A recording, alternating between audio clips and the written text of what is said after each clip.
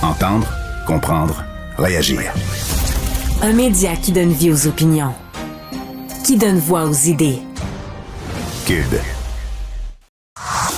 J'ai une question pour vous deux. Benoît Dutrisac. Je suis là pour aider. Qu'est-ce qu'ils veulent, Mario? Mario Dumont. Une réduction de la tâche puis une augmentation de salaire.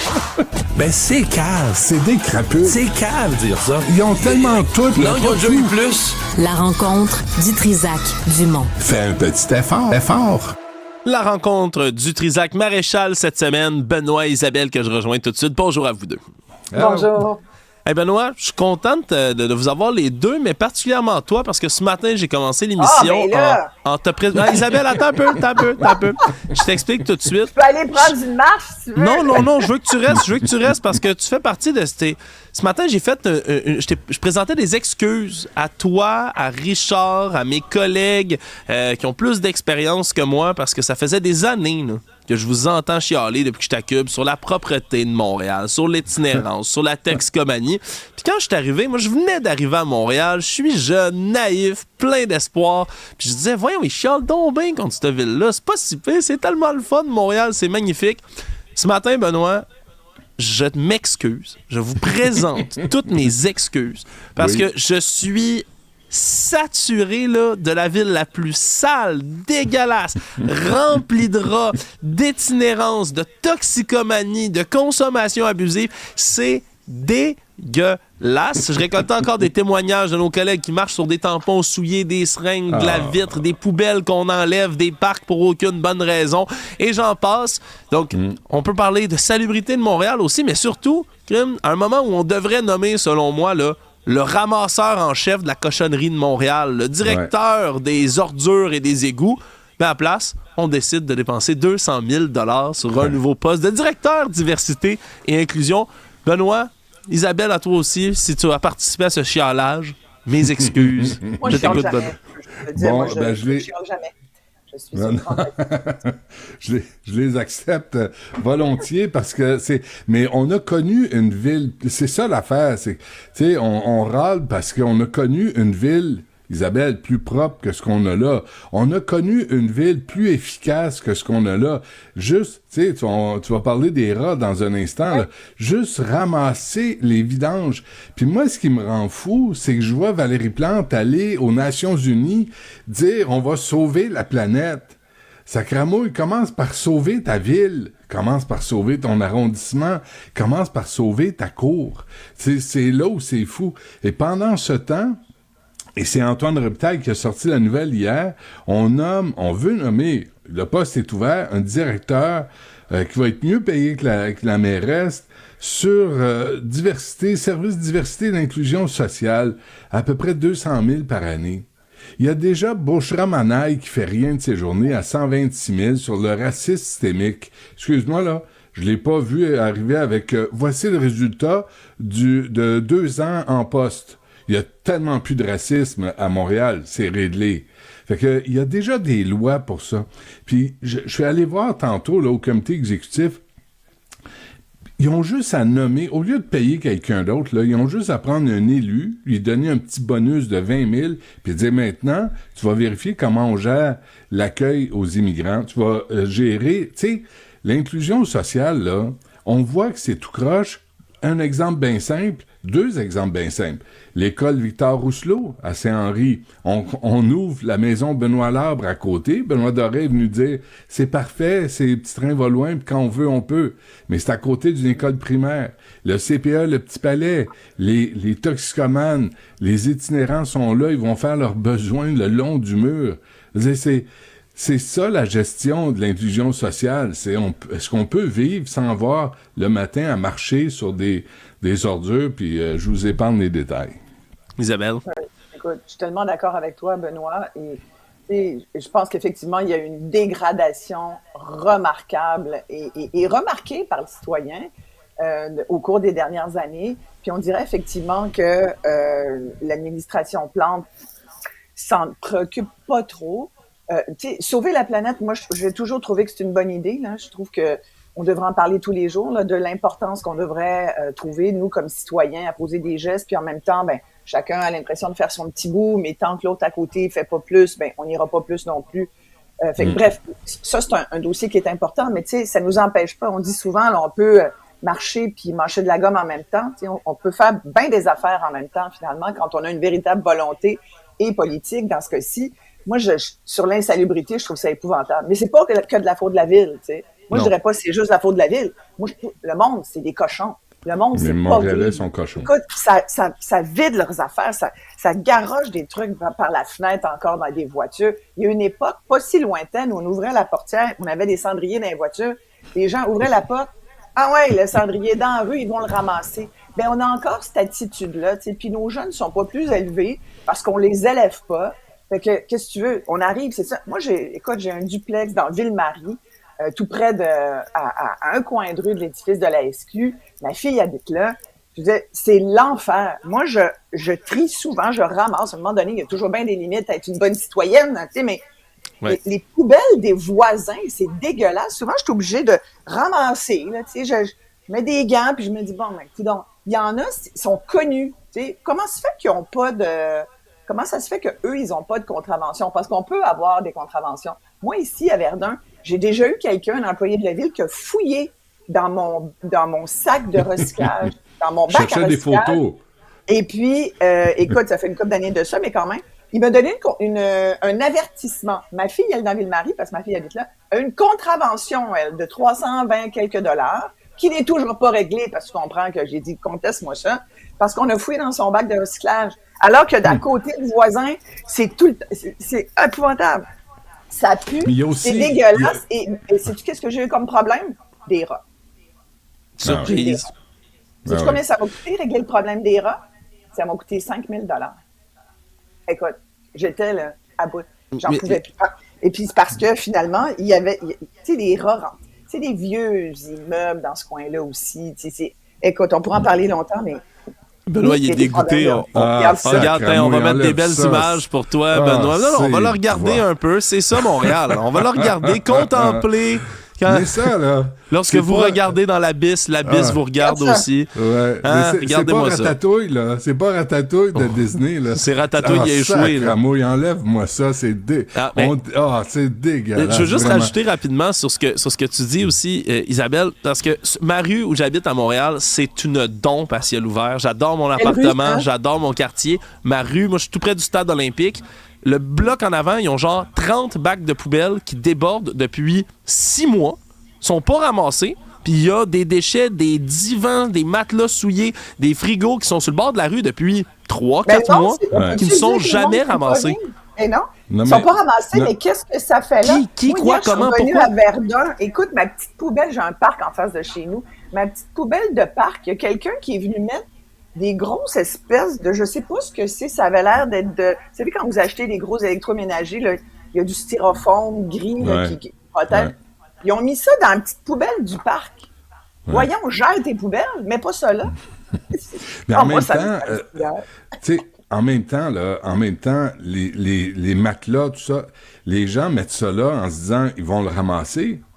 En même temps, là, tu sais, t'as toutes sortes d'escouades, là, tu sais, l'administration Plante a annoncé, tu sais, les escouades en pick-up, là, qui vont vérifier les chantiers.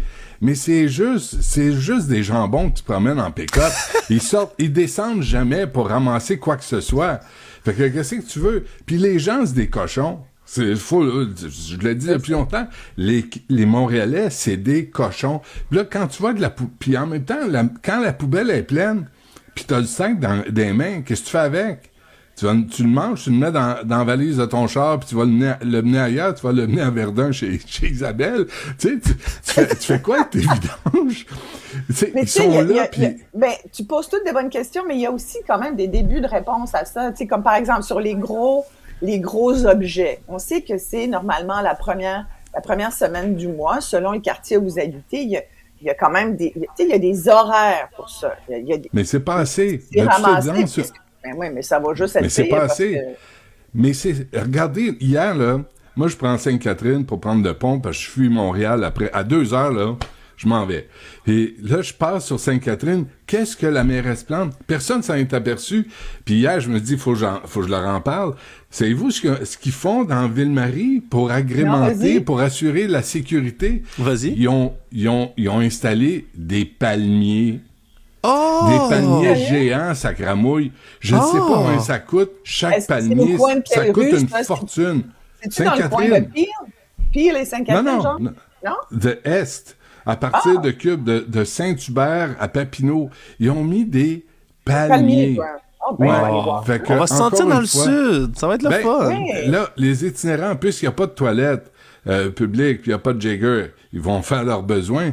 Où? Dans les palmiers, j'espère, tu sais. Puis il y a des belles grandes feuilles pour s'essuyer. C'est fantastique. Ils ont pensé à tout. Mangez pas les coconuts, s'il vous plaît.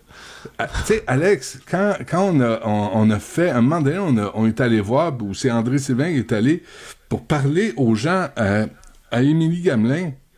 Ouais. Puis leur dire, parce que c'est dégueulasse autour, ben ils disent, la toilette qui est là, elle fonctionne pas, ça marche jamais, puis ils n'ont pas d'endroit. Puis la mairesse Plante comprend pas que même les itinérants doivent faire leurs besoins. C'est des êtres humains. Fait qu'ils savent pas où aller, ils vont n'importe où. Mais on veut pas installer d'infrastructures parce qu'on veut pas qu'ils soient là. C'est pour ça, c'est ça leur espèce de logique. Ils sont là. Si on met pas de toilettes, si on met pas de banc de parc, si on met pas Sobo, ils viendront pas. Mais c'est faux. Attends, Isabelle, ils ont mis 100 quelques mille dollars de statues d'animaux pour ramener la sécurité dans le parc, par contre. Ça, c'était des infrastructures qui fonctionnent. Ouais. Juste pour revenir sur ce directeur, là, en conclusion, là, le poste de directeur du service diversité et de l'inclusion sociale à peu près 200 000. Juste une ligne là-dessus, là. On lit dans l'offre d'emploi que les responsabilités du directeur visent l'équité entre tous les citoyens montréalais. Fait on dit pas comment, mais on vise l'équité de tous les citoyens. À ce prix-là, là, on devrait faire application. Puis juste voir. J'allais te le proposer, Benoît. Ouais, mais j'ai pas le tempérament fonctionnaire tellement, moi. Non, puis moi, ce qui me fait réagir aussi, puis c'est bien que tu parles de ce poste-là qui vient d'être créé. 200 000 $ ici, 652 000 pour la nouvelle agence santé x2 parce qu'ils sont deux. Top Gun. Je me dis, mais c'est quand même des gros salaires sur le bras du monde. Tu sais, c'est tout de l'argent public. Qui s'accumule, c'est les citoyens, là, c'est parce que tu dis, ouais, c'est un petit 200 là. À la fin, là, puis là, on va parler des fonctionnaires en grand nombre sous le gouvernement Trudeau. C'est comme qui sont à la veille de faire la grève. Il y en a 26 000 là, qui vont peut-être demander un mandat de grève là, parce qu'ils veulent des meilleures conditions de travail. Alors que, il y a quand même des retraites. Là, moi, j'ai envie de dire, comme citoyenne, là, qui n'a pas de retraite, qui doit se la payer, là, puis je me dis, je vais encore travailler au moins 10 ans, là, parce que c'est ça, là. Je trouve ça quasiment honteux. C'est sur le bord de frôler l'irrespect par rapport aux citoyens qui travaillent le matin, toute la journée, pour essayer de subvenir à leurs besoins et de payer des taxes, parce qu'on sait que jusqu'au 2 juillet, tu travailles pour tous les paliers de gouvernement et ils sont nombreux. Moi, les gros salaires sur le bras du monde, je commence à en avoir mon voyage. Mais tu sais, le 200 000 ici, le 126 000 à Boucheramanaille, puis Mme El-Gawabi à Ottawa, là, tu sais, qui pose pour le lobby islamiste, c'est de l'argent qui va pas sur le terrain. Parce qu'à chaque fois, tu parles à un groupe communautaire, puis il dit, on est débordé, on essaye de fournir des services, ils sont là sur le terrain à essayer de gérer les itinérants, santé mentale, toxicomanie, ils sont là, les mains dedans. Et là, ils cherchent de l'argent partout. Par contre, pour la structure, pour des faiseux, pour des fonctionnaires, pour des cadres assis sur leur cul dans un bureau, on trouve toujours de l'argent. Il y a peut-être un problème de gestion. Ouais, puis là, t'as déjà mis la table, Isabelle. C'est écoute, sujet vaste, puis qui rejoint un peu tout ce qu'on dit depuis tantôt, hein, parce que là, on parle de services qui fonctionnent pas à Montréal, mais tous les paliers de gouvernement, on a des frustrations, particulièrement au fédéral. Puis là, on apprend que depuis 2015, M. Trudeau a augmenté 42 % la fonction publique, là, 109 000 nouveaux fonctionnaires. Puis en plus, c'est pas assez. On a augmenté le recours aux consultants parce qu'il manquait encore de bras. Mais heureusement, tout va bien à Immigration Canada, à Passeport Canada. Maintenant, tout ça, ça s'est réglé à cause de cette augmentation-là, Isabelle? Écoute, c'est surtout Benoît là, qui voulait en parler, mais j'étais tout à fait d'accord avec ce choix de sujet parce que c'est une hausse de 42 % des effectifs. Près de 110 000 fonctionnaires, c'est pas rien. Les consultants, effectivement, comme tu le dis. Et pour ça, Ouais, vas-y, Benoît, là-dessus, parce que c'est... Non, mais McKinsey, toute cette gang-là. Mais Sophie Brochu avait fait la même affaire à Hydro-Québec. Elle avait toute sa gang de fonctionnaires à Hydro-Québec, plus son consultant personnel à 620 000. Là, encore une fois, c'est autochtone, immigration et santé. Santé, c'est pas leur juridiction. Immigration, le gouvernement du Québec attend toujours le milliard que Ottawa leur doit.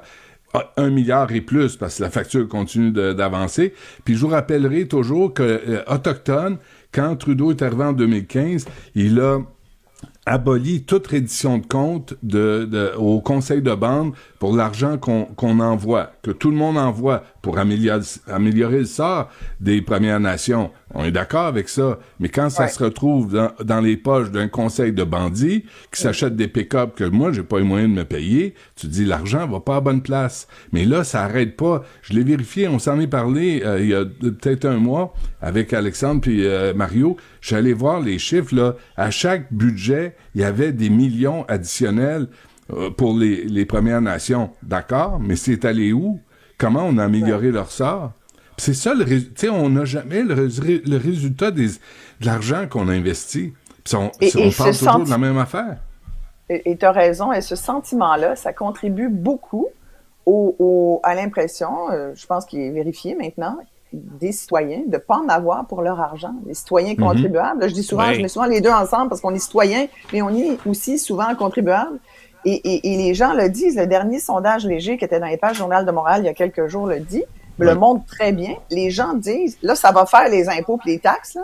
C'est comme une majorité de citoyens dit, wow, on n'en a pas. C'est comme près de 80% des gens qui disent, je n'en ai pas pour mon argent. Mais le je n'en ai pas pour mon argent, on fait quoi avec ça? Maintenant que les gens nous disent ça, que font les politiciens et les politiciennes? Parce que ça, c'est un grand signal. C'est de même que s'effrite le filet social et c'est comme ça petit à petit, qu'on installe des crises. T'sais, les crises sont bonnes pour s'installer. Ouais.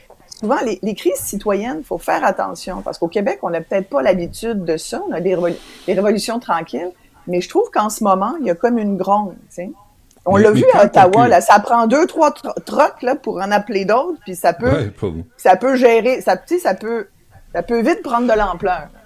Mais quand t'as Chrystia Freeland qui répond des sottises comme on a économisé, on parle d'économie de 4,2 milliards. Là, ils veulent couper là, avec le nouveau budget. Sauf qu'ils en ont augmenté de 44 milliards depuis 2019. Fait que, tu me niaises-tu, là? C'est même pas 10%. Là, on augmente. Tu sais, c'est comme les rabais, là. Les rabais qu'on voit dans les circulaires. Là, on annonce 25% de rabais. Oui, mais t'as augmenté ton prix de 38. C'est-à-dire, niaise-moi pas, là. On sait bien que ça marche pas, puis que je me fais fourrer dans le deal. Mais c'est ça, Trudeau. Il a jamais travaillé de sa vie. Il sait pas compter. Il sait pas gérer de l'argent. On le voit bien, là. Fait que là, nous autres, on paye, puis lui, il décide à Ottawa. Il y a un parti politique qui devrait en profiter.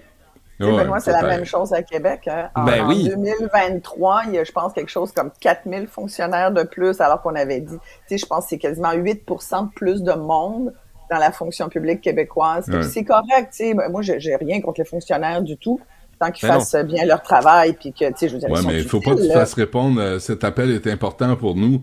Non, mais attends, tout de suite après, puis après, là, c'est vite sur, c'est sous le respect, puis faut pas s'insulter, puis là, mais des fois, écoute, dernièrement, j'appelais justement, je sais plus dans quel service et tout, mais la personne, à un moment donné, me dit « Êtes-vous sérieuse? Hein? Voyons, comment vous me parlez? » C'est comme, ça marche des deux bords, faudrait le rappeler aussi. Ouais, c'est bien important, puis tu as raison, Isabelle, hein, c'était une promesse du gouvernement Legault, je rappelle, de réduire la fonction publique de 5 000, puis on l'a augmenté de quelque chose... 8%, 7,6% de mémoire. Au moins, Trudeau a eu l'honnêteté, la franchise de dire, dès son arrivée, on va avoir des déficits de 20 milliards, de 19 milliards. Fait qu'on le félicite pour ça, pour sa transparence d'imbécile. On lui souhaite de continuer de travailler, à continuer de faire des efforts dans la direction. Remets-moi ça, Nous allons continuer de travailler fort. Très fort, des livres lourds. Merci, Justin. Isabelle, Benoît, tellement de sujets, on n'a jamais assez de temps, mais on poursuivra cette discussion dans le prochain épisode. Merci à vous deux. Merci.